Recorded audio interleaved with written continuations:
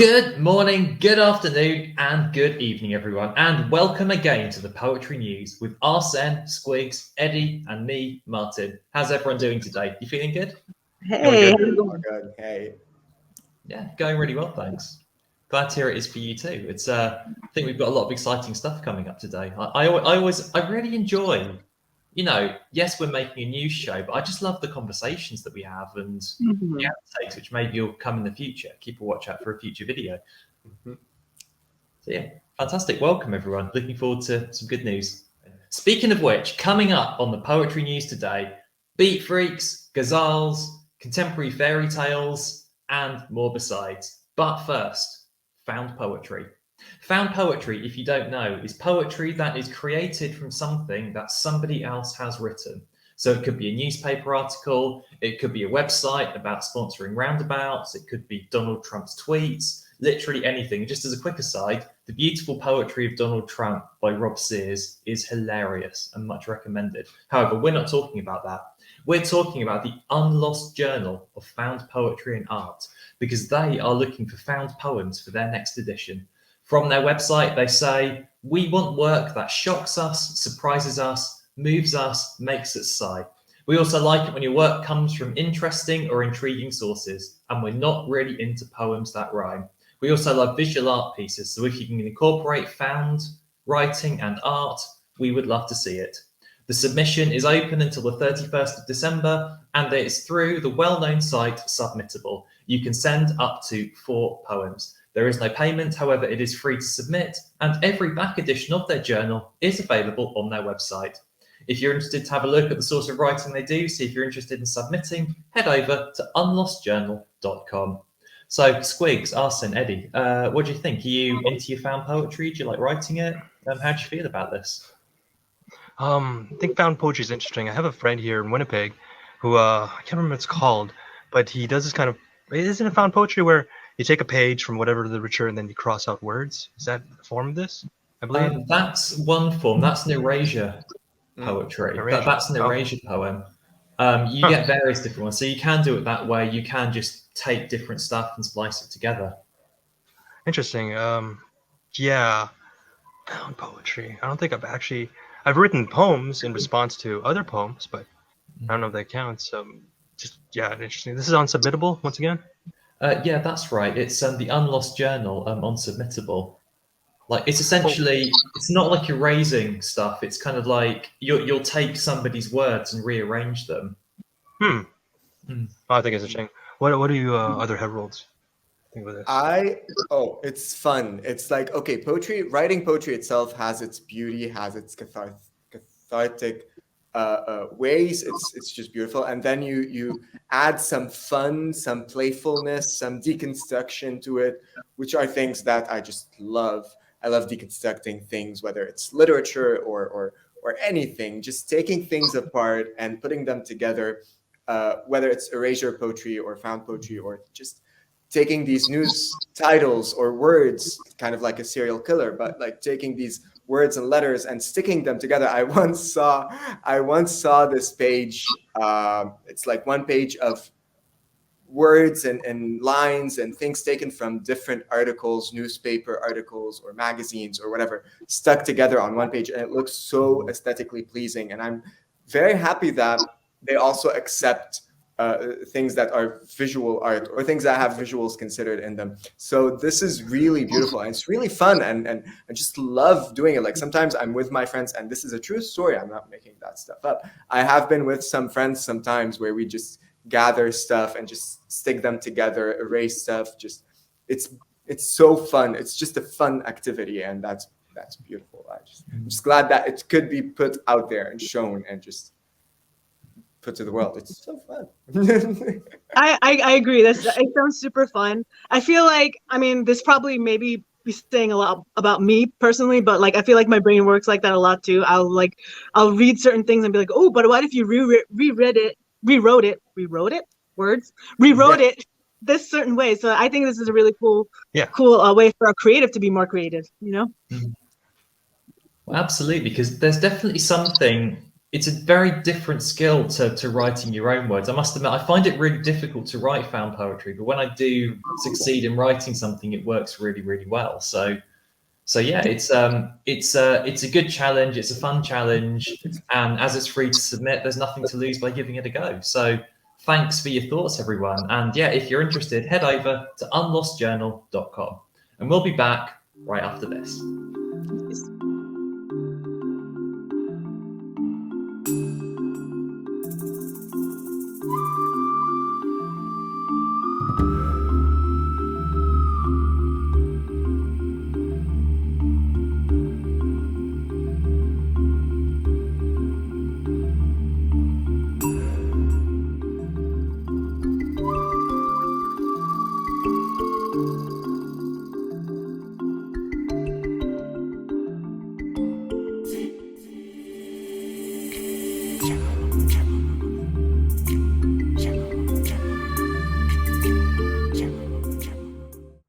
Welcome back, everyone. I'm Eddie, and I'm joining you from Beirut today, and I am bringing you a beautiful workshop about myth, fairy tale, and folk stories. It will take place on Saturday, November 27 at 10 a.m. GMT. This workshop is hosted by Katie Hill, and it will deal with these mythological stories, fairy tales, folk tales that we are all used to, these childhood stories, the stories that we share to get children to sleep, or the things we tell to warn people about danger, or just to remind ourselves how fallible we are. These stories of danger in the forest, maybe, or some trickery, or some transformations, stalking animals, happy endings even. These are things that are all fairy tales, are all things that are imaginary, and that have shaped history in so many ways that we don't find that much today. So in this workshop, you will work together to read some of these works, some fairy tales, some folk tales, some mythologies, and then you will have some exercises to try to introduce these mythological ideas, these fairy tale ideas, into contemporary stories, whether you write poetry or fiction. This workshop will end with a take-home writing prompt, and you can use it to keep writing, to inspire yourself to write more poetry or write more stories that have this mythological aspect to them. Let me ask my fellow heralds, what do you guys think about this introduction or this addition of mythology into modern day stories which fit the modern day world? I think it's cool. Like, I have always had an interest in Greek mythology, and I tend to make a lot of Greek mythology references in my poems. Well, not a lot, some, but this is a really cool way to like actually just delve in full-fledged. And I think it's cool that these workshops exist because it gives you an opportunity to expand your, experience, expand what you write about. Yeah, I think it's great that we're bringing back mythologies to modern day writing, because it's people have to.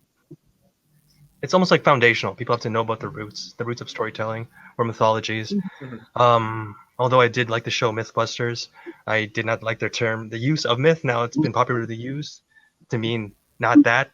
Mythologies originally were the science of the people who didn't have science. Is how they explain the world around them. Not Right. Yeah. Although those experiments are fun.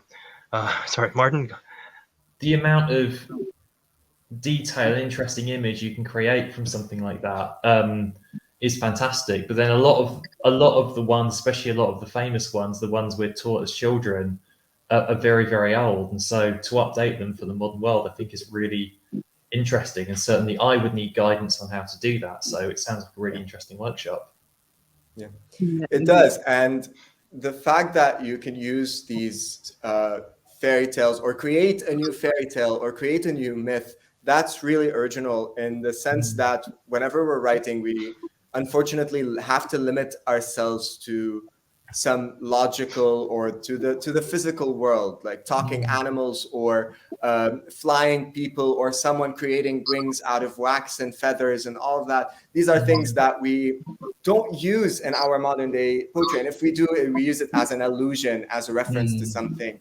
We don't just create it. And yeah, it's logical in the sense of this poem, it's logical. So we forget about that. So it's really interesting to find this way or this encouragement in a workshop for us to just ignore logic just the same way that myths and fairy tales did. Like, write about talking animals, write about someone opening the sea, write about someone being eaten by a whale. I don't know.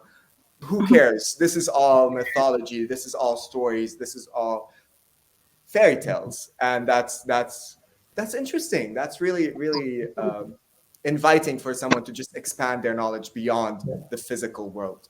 It is, and like the great thing about them is that it's like the logic might be different to perhaps the logic in the real world, but the logic makes perfect sense within itself in a really good myth and fairy tale. And I think that's sometimes what's lacking when some people try to write them, especially me, to be able to write it in a way where the logic makes complete sense within itself is a real skill. And even like when you are writing a poem or a fictional story that has to do with mythology or that is mythological, you can also break all the conventions in storytelling. Even like, who cares? Let's create an ex machina. Let's put an ex machina there and just it's fictional, because mythologies are all based on ex machinas and all of these tropes and all of these that we now try not to use because it's unoriginal. But then again, because it's a mythology or it's a fairy tale, yeah, let's have that. It happens that they are all there, or it happens that this is how it works, or yeah, it's just really interesting how you can break everything and go back to that stuff. It's really interesting. Thank you, guys. We will come back after this break to R.sen and what she has for us tonight.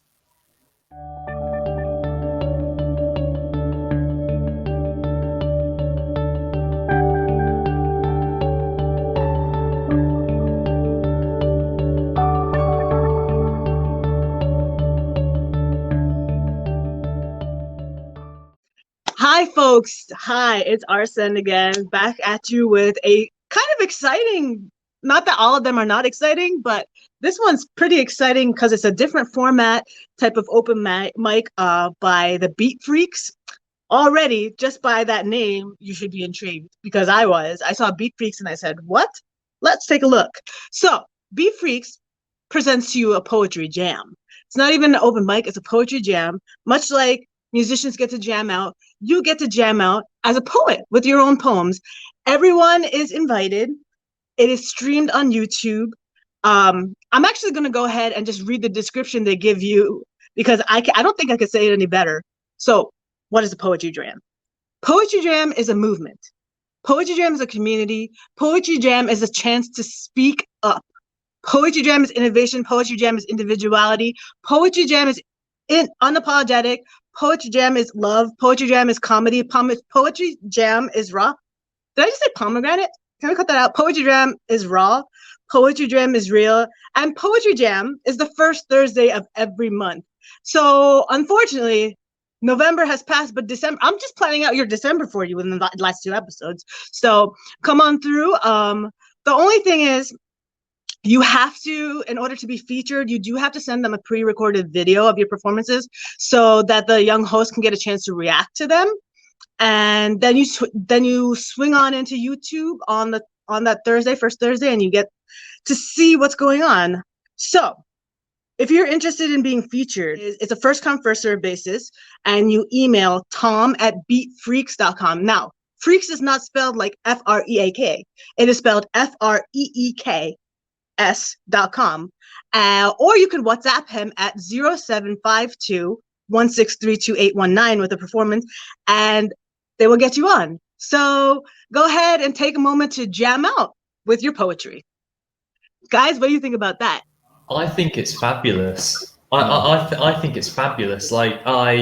Because generally speaking, poetry is quite a solitary thing in its own performance. You know, because a poet will get on and do stuff, another poet will get on and do stuff, and it's great. It's what draws me to the art form. But this feels really different, and it's a case of, I know, don't know if they do it in other countries. There's a thing in the UK called Unislam where it's like poetry teams, and so you'll get 2, 3, 4 poets all on stage together with these pre-rehearsed pieces, kind of vibing off each other, and there's something really, really cool about that. Something about the synergy of multiple performers. So I can only imagine, when you add this kind of full jam element into it, what that would be like. It sounds fabulous, and just the fact they're seeing the piece beforehand, so it's not kind of fully improv. That also kind of adds its own weight to it, because they'll already know, in a sense, kind of how to jam to it, which adds to the quality of that jam. That sounds like great fun to watch, especially if it's streamed on YouTube. I'm guessing the back episodes are available as well. Mhm. Yeah, I think it's great that there's new ways. Thanks R.sen every week bringing us new ways to express yourselves. Because I mean, what's the point of being a poet if are we gonna keep the pomegranate line? I don't know. We're keeping I it don't know why now. I said pomegranate, but I said pomegranate instead of poetry jam. Poetry jam, pomegranate. That's great. I mean pomegranate is a fruit. Jam comes from fruit. Also, as speaking of mythology, take it back to Adam and Eve days. They say that the forbidden fruit from the tree of knowledge was not actually an apple, but a pomegranate. And See, look at that. I thought that through. Absolutely. Yeah, exactly. and it also ties back to Persephone and Hades and the pomegranate. Oh, scene. talking about mythology. Okay, Yeah, that's right. Look at the power of the pomegranate at the moment. That should be around this time, right? I mean, we're all going into the power of the pomegranate. We're all going into autumn, right? And this is the end of, or the beginning of Persephone's stay in the underworld, targeting older seasons up here, right? Right. So, pomegranate. Pomegranate. So you could go to this poetry jam and eat some pomegranate, and you're just going to level up your performance that way. That's what that means. That sounds like Mythbusters right there. There. It is a great initiative. It is a great idea that I've seen it a lot. Like this idea is something that I have seen before, and a group of people tried doing it here in Lebanon as well. It is really beautiful, and it is something that that my friend and I have been trying to do, where we try to merge poetry and music. So yeah, it is a thing that my friend and I have been trying to do, where we just do these jams, try to record something, maybe post them online, post them on Spotify or Anghami or whatever music platform out there. It's just something. Why not? This is the whole thing. As to why not? Why would we limit everything to just music? Let's introduce poetry. Let's reel it in. Let's imitate. Let's just do all of that. Poetry is imitation, so let's imitate all of that and do these poetry jams, do these poetry battles between groups, do all of that. Why not? It's great. I definitely agree. I mean, personally, recently I've been trying to put a lot of music to music with my own pieces. Like I'm a not that this has anything to do with what we're talking about, but I'm like a huge Drake fan, so I've been remaking all of his songs using his beats and like creating spoken word pieces. So I think that this is cool. I think this would be a great way for, like I always say, I think poetry doesn't get enough props in terms of like all the other art forms. I think this is a great way to show just what poetry can do, and also put in piece like art that is people actually, like give. That's more popular. Yeah. But yeah. So Poetry Jam, do that in the first Thursday of December is the next one. By the way, spots go super, super fast. So if you want to do that, make sure you click that Eventbrite link that will be showing up here. Also WhatsApp and email him if you want to be featured. And definitely looking forward to seeing some of you guys on there.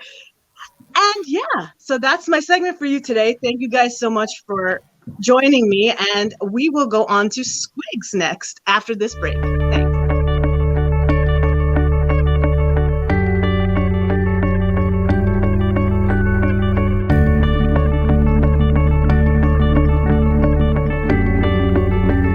Good morning, good day, good evening, wherever you are in the world. I am Squigs for the Poetry News, broadcasting here in Winnipeg, Manitoba, Canada. But this week, I would like to draw our attention to an article from outlookindia.com across the world here. Poetry, titled Poetry, a Ghazal for the World by Riya Chopra.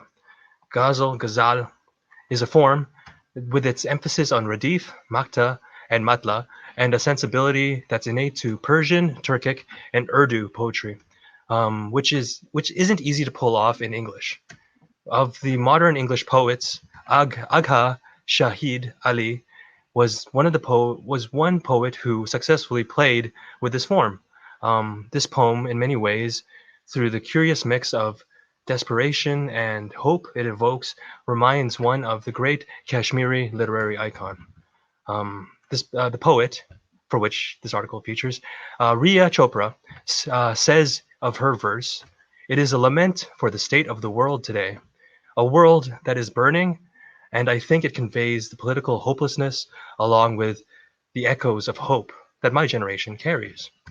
Now, the title of the piece is A Ghazal for the World by Riya Chopra, and I shall read.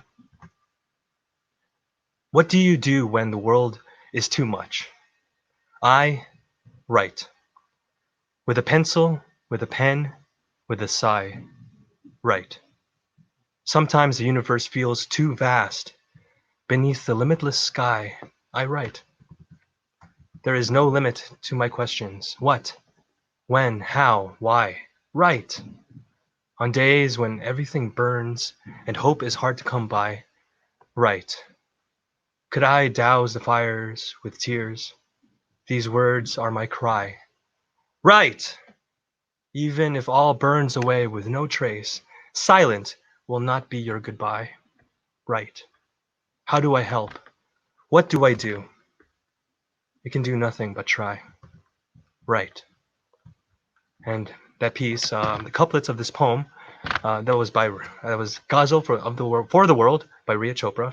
The couplets of this poem lament oppression of many kinds in an overwhelming world of self-doubt, vanishing hope, and at the same time it also rises up in defiance.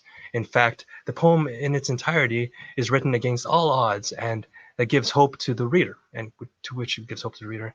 It is a paradoxical mix of emotions, which is the defining feature of the ghazal form, which Agha Shahid Ali was able to stir up in English, of which we hear the echoes in Chopra's poem. Echoes of which in Chopra's poem. Whoa, wow. I think it's a wonderful piece, and I would like to welcome back our heralds to speak of one thing you think is wrong with the world. One thing I think is wrong. Oh, that's Yeah. This segment's gonna be long, man. I mean, I have more than one thing. Not enough pomegranates. Not enough pomegranates, first of all. Secondly, I will tell you that I know this doesn't answer your question, but about ghazals, right? Okay. Yes. I'm so, as a recovering cynic of love, growing up, all the ghazals I've heard have always been extremely romantic and vomit-inducing to me. Okay, so to see that this is a different style, speaking on a different topic, is first of all, I love it. I loved it so much. It resonated with it so much. It's such a reason for all of us, probably, right, that we write. It's like it's right there, and I think one of the most important things that this brings to mind is how much that we don't speak up for ourselves. That's a big problem in the world, right? And I think that's something that she shows when she's speaking in this ghazal. Is that, like, we write it as writers. We write. That's how we express. But why can't our expressions be more accepted in the world instead of just writing? Like, why can't we all just have a voice and people accept it more? So I think that's a takeaway that I took from this. So more of acceptance of individual voices Mm-hmm. would definitely help, or the lack of it probably is. You know what? You're right. I mean, it's not necessarily this poem is saying what's wrong with the world. It's more like saying what we can do. Yeah. You know? Yeah. Well, it feels like there's a certain almost kind of childlike quality almost to some of the writing. I think a couple of the lines that really struck out to me is like, what do you do when the world is too much? There is no limit to my questions, and silent will not be your goodbye. Those three lines particularly struck out to me through that. And it's like, particularly, there is no limit to my questions. That felt, because I've got a 9-year-old niece, and she just asking, and she hasn't yet got to the point where she's been kind of sort of bogged down by the acceptance of things that don't make sense. And I think, you know, it's a really powerful thing. And I think one thing this ghazal is really good at is it's almost kind of reminding you of that, you know, asking the questions is the right thing to do. And if the answers don't make sense, they're not good enough answers. So yeah, really powerful piece. Well, for me, first, I want to talk about how beautiful that piece is, and how it really, like, now modern day, like writing ghazals in English is really difficult because you have to find that rhyme scheme. And I love how she used this identity rhyme in all of the poem, in all of the lines, with the I write, or with the right part. So it is really interesting to see this movement of ghazals from being love poems, because this is literally how they started, or where they started. I mean, the word literally means romance in Arabic. And how it moved to discussions of everything. And still, you can still feel this kind of love, not necessarily romanticism of it, not necessarily this romantic flirtatious love, but it's more of this kind of love of the little things, or love of writing itself, love of finding or wanting to find the beauty in this world, love of wanting to power through everything that is happening. Because you asked us, what is one thing wrong with the world? You can never pinpoint it to this one thing. And I think I agree with R.sen when she says, or the way she phrased it, or the way, or if to paraphrase, is that it is this lack of just, people need to speak, people need to express themselves, and then we find this hatred towards these people. And I think this is really, really something that is wrong with the world, and that encompasses, it's like an umbrella theme over everything, we're just hateful. We're just being hateful towards everything that we don't understand, or everything that we disagree with. If you don't share my opinion, you're immediately wrong. So it's just a lot of things that are wrong with the world. So it's really beautiful to find poetry, especially ghazals, that deal with that, or that focus on that, because ghazals are simple, yet they are very complex and difficult to write. Like, I tried so many times, whether it's in English or in Arabic, and they are just difficult. And I would suggest a brilliant poet, by the way, who writes beautiful ghazals, and her name is Zaina Hashimbek. She is a Lebanese poet, and her book is called Louder Than Hearts. And she has beautiful ghazals all over. Like, most of the poems in it are ghazals, and I do invite you guys to get it, to read some poems, and it's really beautiful. Yeah. Well, thank you, Eddie. Actually, I love that title, Louder Than Hearts. What can be louder than hearts? Two hearts. Anyway, so for more on this article is check it out on www.outlookindia.com. The titled Poetry, a Ghazal for the World by Riya Chopra. Thank you very much. So I guess we're closing out this week now for our show. How's everyone feeling before we we're good? Yeah, absolutely. Been some really interesting stuff this week. It's lots of fantastic stuff to check out. So thanks, everyone. It's always really fun and interesting coming and presenting this. So excellent content as ever.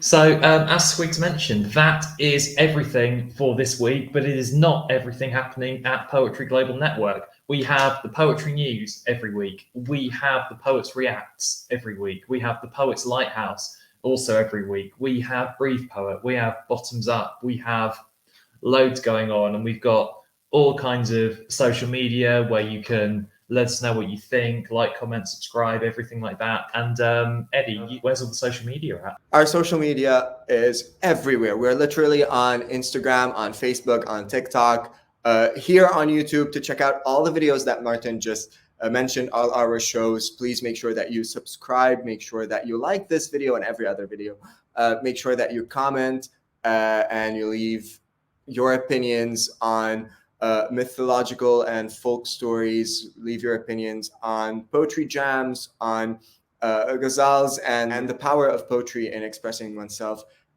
Everything you want to tell us, comment down below, follow us on all of our socials, like this video. I've said that and I'll say it again, like this video. So we know that you love us and you are watching us. And don't forget, and if you want to tell us anything, please make sure that you send us an email at the Poetry Global Network at gmail.com. That is all we have for you today, but we will definitely see you next week. Yeah. Thank you, Martin. Thank you, Squigs. Thank you, R.sen. And thank you, everyone, for watching. We'll see you next week. Absolutely. Take care, everyone.